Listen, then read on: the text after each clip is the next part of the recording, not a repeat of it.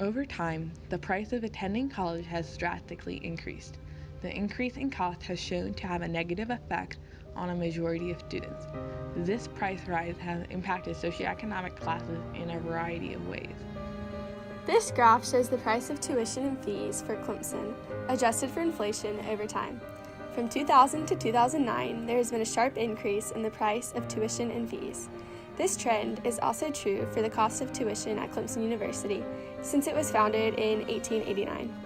As the price of tuition and fees has steadily increased, it is especially cumbersome for out-of-state students. This rise in cost has taken a toll on students, as it requires many, especially those without financial support, to take out student loans. The average student loan monthly payment has increased over time. For example, in 2005, borrowers paid an average monthly payment of $277. In 2016, the average monthly payment rose to $393 a month. Specifically for South Carolina, the average student loan debt is $28,271, and after college, $19,333 is still left to pay on average. Instead of helping those who need it most, universities would rather divide their financial support among a few upper-class students rather than meeting the financial needs of one lower-class student.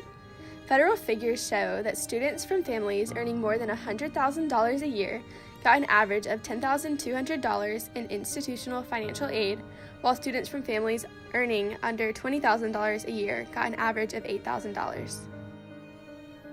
Often, universities recruit higher-scoring students using scholarships, grants, and financial aid.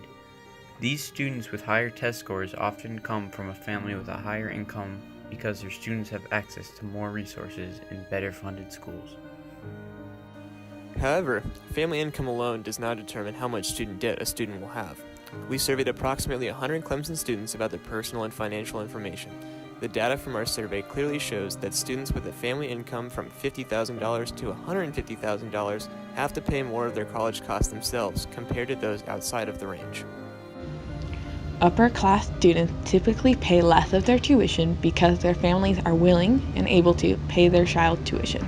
It's logical that they would suffer less mental health detriment because of this.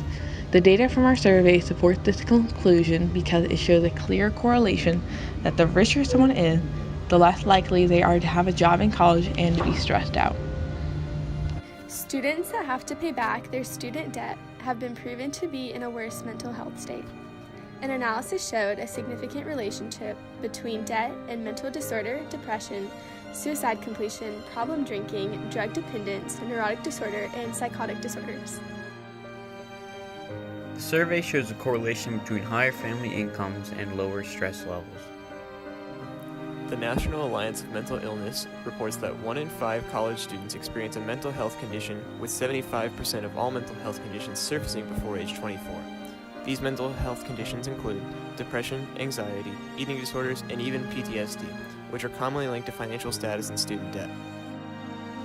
Just as airline passengers pay varying prices for the same trip, college students often pay different prices for the same degree.